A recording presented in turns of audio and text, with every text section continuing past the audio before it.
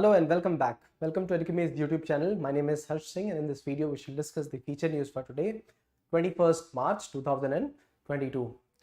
Today's feature news is on Pradhan Mantri Fasal Bima Yojana. And before we begin, let me share with all of you people here, Amlan, Bhabani, Nitra, Kriti, Kim, Ashish, Hima, Gopal, Tiyasha and everybody else, that the questions that you have posed here and the problems that you're going through, this is nothing unique. This is something that most of us have already gone through, right? When you're looking at CSAT, attempting CSAT questions and practicing, when you're looking at guesswork, using of tricks, everybody looks forward to this. There are other things that I have put on these comments here: exam handling, current affairs revision, CSAT, guesswork, keeping up with the current affairs, how to do that, time management, static portion, how much time to dedicate to cover. What I will do is that I will put a questionnaire here. You would have to put some bars, indicators. So this will be like a poll. You respond to this poll and will understand what to do about these problems, because this is not something unique. But if you practice over and over again, these problems are nothing that cannot be overcome, right? So let's do this. Let's help each other. These are times when the exam is closed, right? But there is sufficient time, right? This is 21st of March. We have April, we have May, and then we have June. So around 2 months and 2 more weeks to go. A lot of things can happen. So you don't have to lose heart. The topper also doesn't know that they're going to clear the exam or not. So we don't know if you are the topper here, right? So the point is, you don't have to give up. We have to look at the problems that we are going through, and we also have to look at what is the possible solution for this. What are the alternatives to work out these kind of issues, right?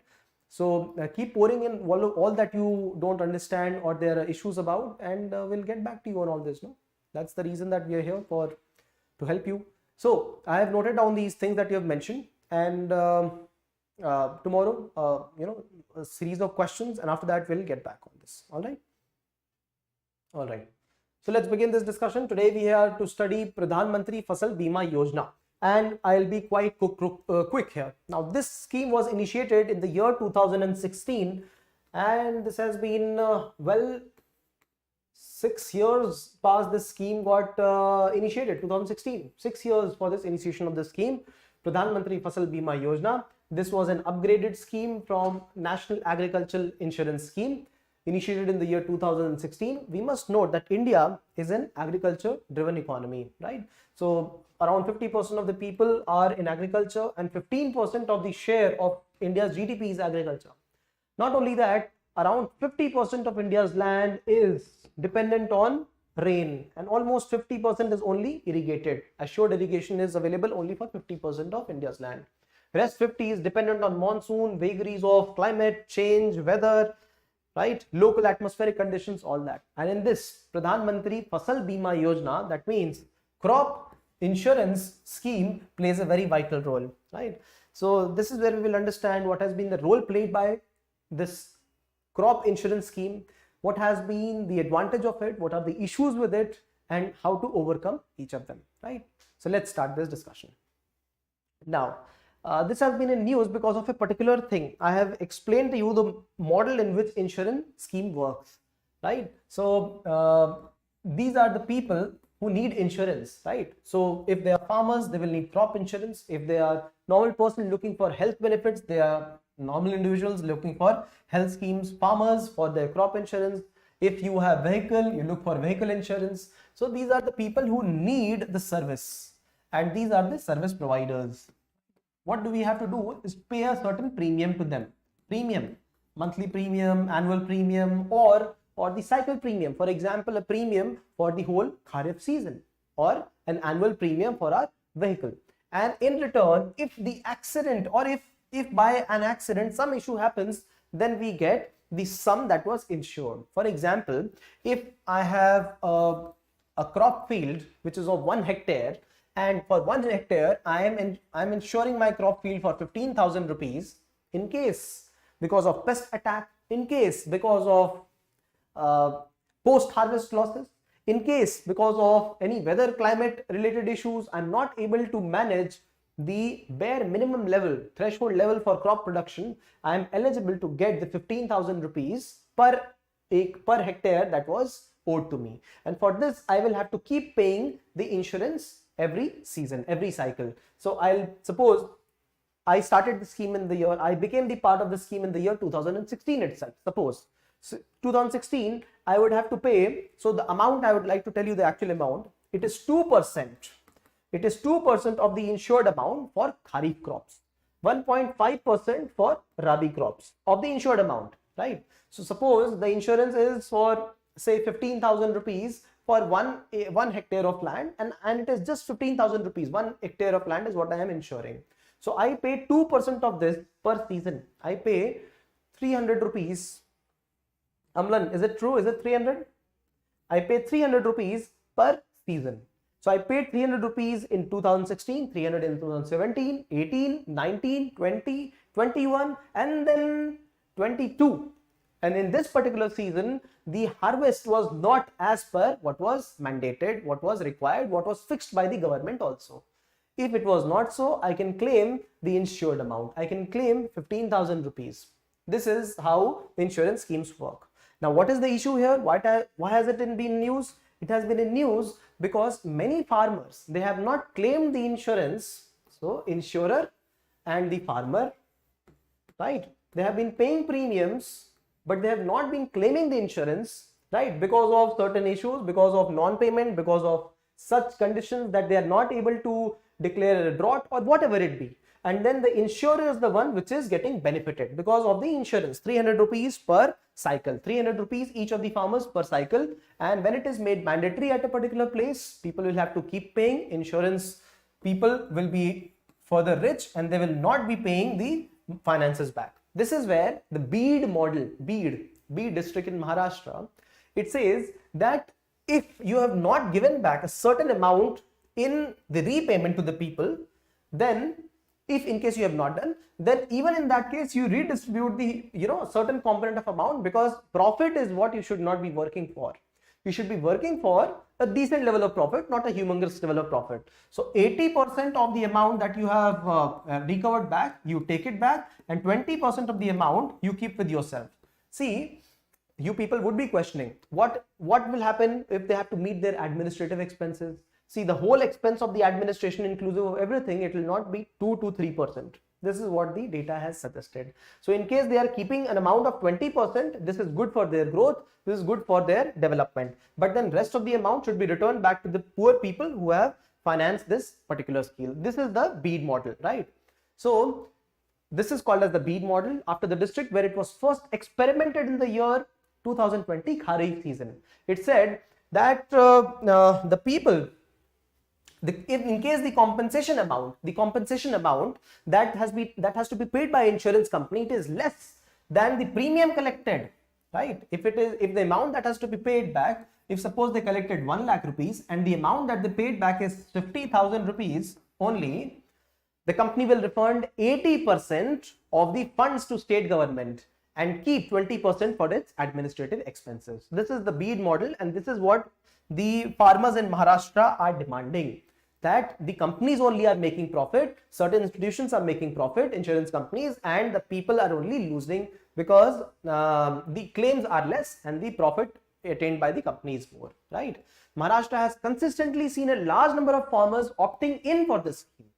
And then since the insurance premium is a certain threshold, it has to be paid. So why not return it back in case there are lesser or fewer claims? This is the Beed model, right? It will make the scheme financially viable. This is the Beed model, right? So this is where we understand what is crop insurance in India, what are the advantages, what are the issues, what are the challenges. All right, so we'll understand some technical words here as well.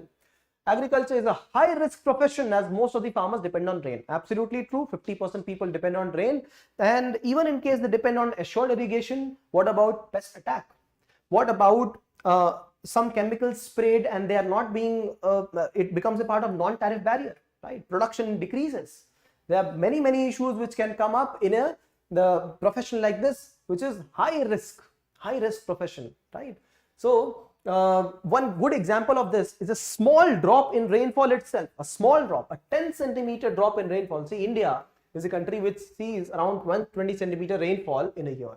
And a small drop, only 10% drop in rainfall can see the production fall quite a bit. Would fall by 15% during Kharif and 10% during Rabi. Why more during Kharif season? Is because Kharif crops are more dependent on water. It is during rainy season when the Kharif season happens. So 15% of drop in productivity would happen in case there is a 10 centimeter drop in rainfall. Imagine, only 10 centimeter drop. I'm not even declaring a drought, right? So this is a high risk profession. This is how we prove it, right? Climate change has increased vulnerability. Absolutely. Locust attacks happen every couple of years. Plant diseases, weeds.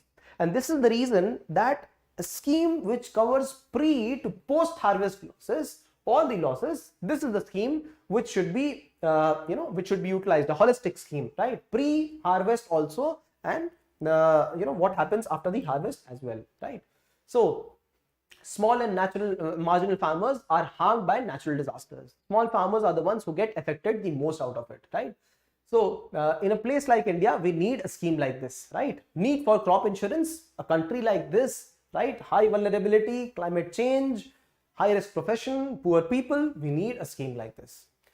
About this particular scheme, as I mentioned, started in the year 2016. This is a part of One Nation, One Scheme theme, right? One Nation, One Scheme. So in this scheme, all the crops, food crops, oil seeds, right? And then commercial or horticulture crops, all will be covered. You are participating by cultivating any of the crops. You have to pay a certain sum of insurance depending on the land that you are cultivating, and then the whole land will be insured for you, right? So the insurance is different at different places: Kharif, Rabi, and other annual commercial horticulture crops. So for Kharif, it is 2% of the sum insured. For Rabi crops, it is 1.5, and for Kharif and Rabi horticulture crops, it is 5%, right? So depending on the vulnerability of that particular crop, the insurance premium also rises, right? So if the risk is high, or if the insurance amount is high, the percentage that we have to pay, the insurance amount, that will automatically be high. I hope you understand this point, right? So about this particular scheme, as you know that the scheme is dependent on the kind of the season in which cultivation is happening, or the kind of cultivation that is happening, right? Now there is something called as government share as well, right? If the farmer pays some share, the government also pays a particular share, and inclusive, both of them includes the actual premium amount, right? So government also contributes to it, and this is why the bead model says that in case the net sum collected, right, is such that there is some profit by the insurance agency, they must pay back the government, so that government further subsidizes the scheme in the next year or the coming years, right? So that amount is the difference between premium paid by the farmer and the actuarial fair premium, right? Actuarial fair premium is the net premium paid to the company, right? This is inclusive of the one paid by the farmer and the one paid by the government. All right. So protection from localized losses as well, like hailstorm, landslide, inundations. Inundation is moving below the water, and post-harvest losses on individual farm basis also will happen. End-to-end risk mitigation mechanisms for farmers for entire cropping cycle from pre-sowing to post-harvesting. See, the complete holistic package here being provided to all the farmers, right? So this is what is the coverage of losses by the farmers, right? This is the insurance scheme that we are speaking of.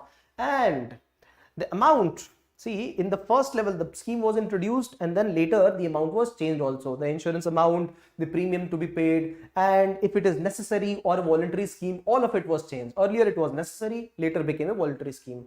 Earlier the insurance per hectare was 15,100, and now the amount has been increased to 40,700 per hectare. See, the amount has dramatically been increased, insurance amount. But one thing to be noted here is that the government has also made stringent the norms under which drought has to be declared, extreme drought has to be declared, right? So when the norms have been made further stringent, people cannot claim insurance amounts easily, right?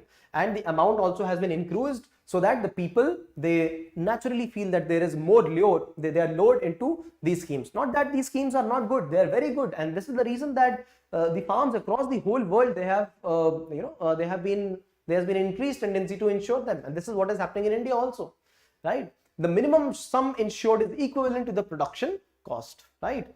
Threshold yield. If the yield falls below threshold yield, a particular yield, the farmers can claim about 80% of the average past 7 years. See, if the farmers has cultivated say 100 and the yield is 100 tons, suppose 100 tons is little too much, 100 kilos, 90 kilos, 110 kilos, 100 kilos again, 90 kilos, 100 kilos, 1, 2, 3, 4, 5, 6, and then 110, right? So this average comes to 100 itself. 100 kilos is the yield. Now, if in the 7th year, this is 1, 2, 3, 7 years, if in the 8th year, the yield is say 75 kilos, right? This is lesser than approximately 80% of the average yield of the last 7 years. This is 5 kilos less. And this is where the person will become eligible for the insurance claims. But in case the yield is 85 kilos, the person may not be eligible for these returns. This is what the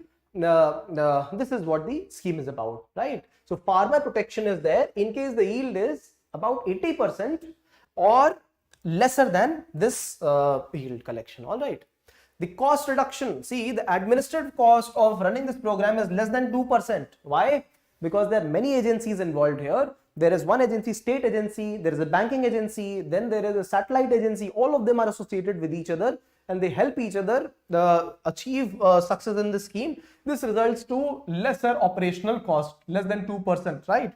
So the government helps through the help of yield assessment services. Then we have banks for disbursement of claims, and this is how the scheme is managed well. What about the rest of the money? They can be, this is the request by the people, that give the finances back to the government, state governments, right? So that you don't only earn profits, you are able to give it back to the people also, right?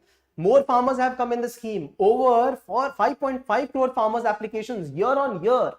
The scheme covers, so more than these number of people have been covered year on year. Speedy claims have started to happen, not always, but started to happen because of use of information technology. We will cover about the issues here, right? System transparency, tender processes and level playing ground for selection of insurers. See, right now we have had only few insurers and possibly only one insurer at a particular place who has been insuring, and there has been an issue with that, and that is the reason that we need multiple insurers at every place, so that one insurer is not able to provide the insurance in the best way. We have another person who is able to give the challenge and able to have a better service provision for people, right?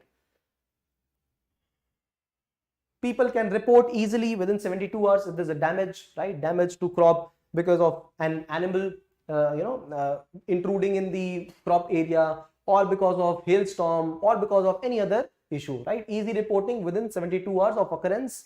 Now the best is that the availability of apps is there. Availability of app ensures that the person can handle all these things online as well. Easy reporting, right? And this is how the scheme is handy to use, right? But there are certain issues as well. For example, what are the crops which have been notified under insurance program? I mentioned quite a few crops, right? All the agricultural crops, food crops, oil seeds, horticulture crops, all of them. But then all of them were not insured every time. There have been confusion, right? What has been the what is the coverage, what is the insurance levels, what are the crops to be covered? There has been a confusion of crop notification every time, right? This has been one of the issues.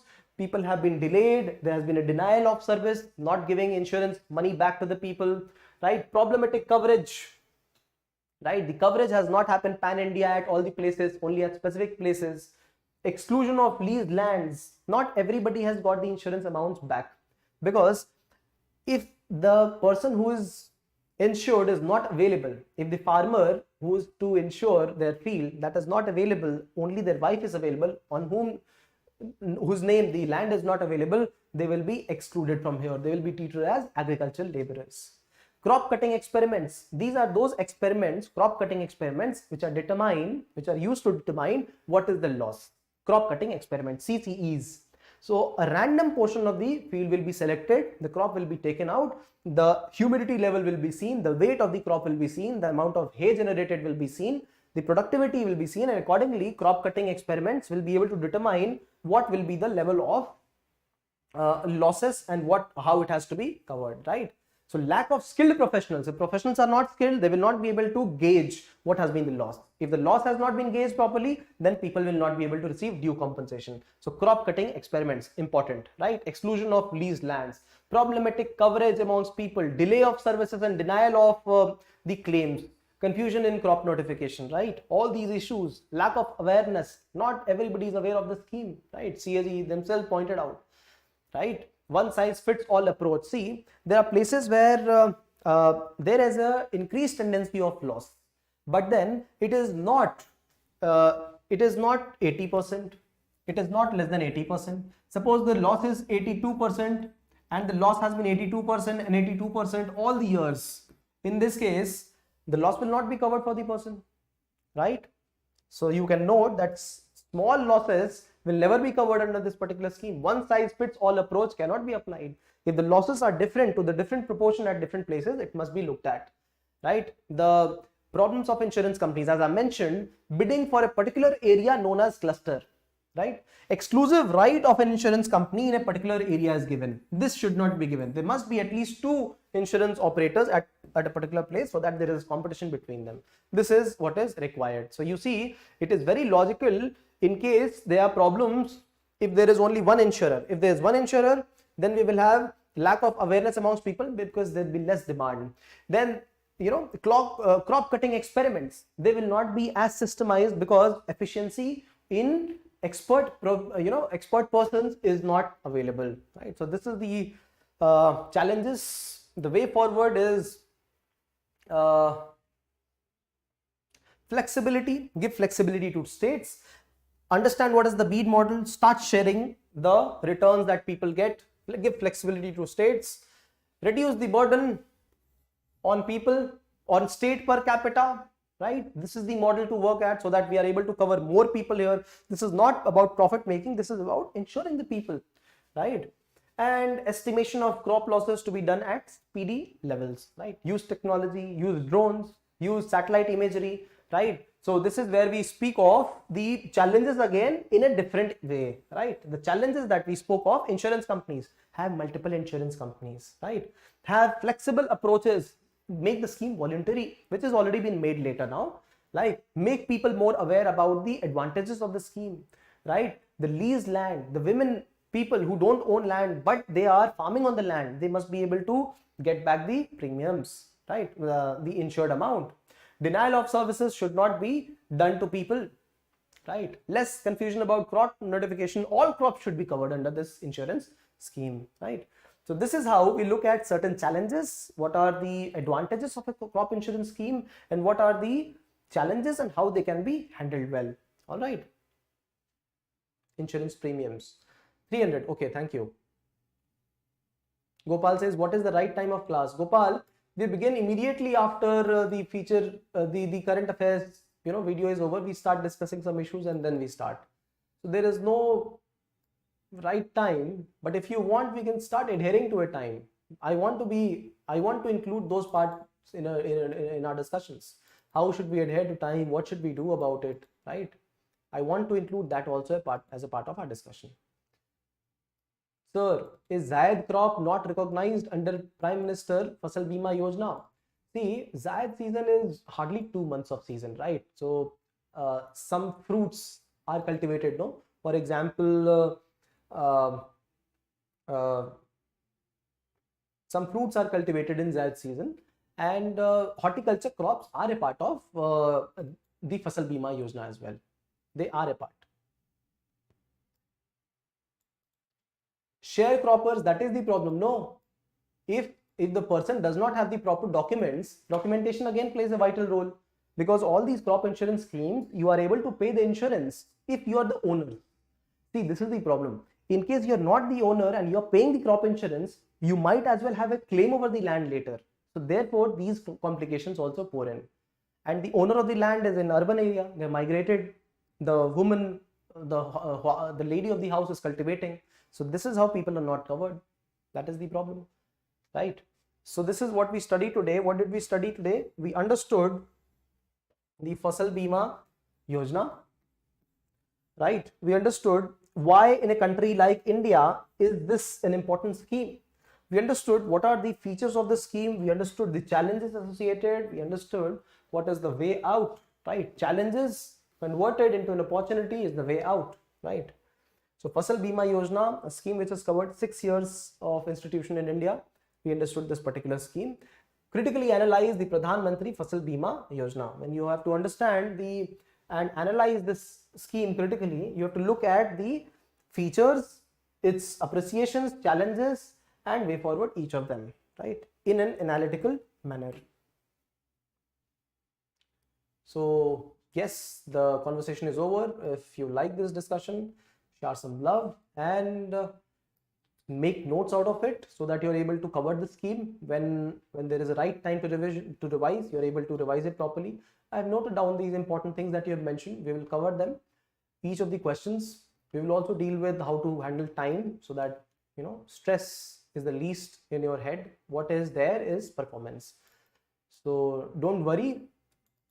Let's meet tomorrow for current affairs session. All right.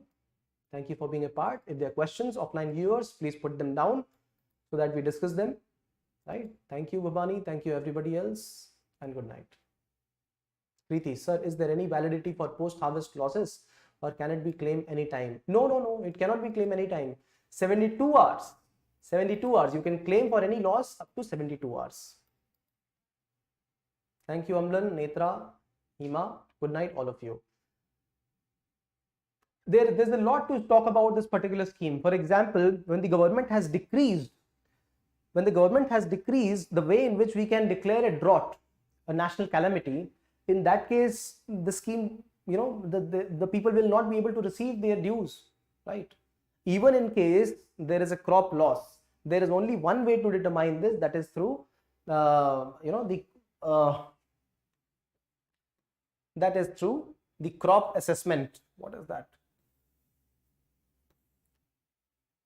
The name was CC, crop cutting experiments. Yes, that is the way.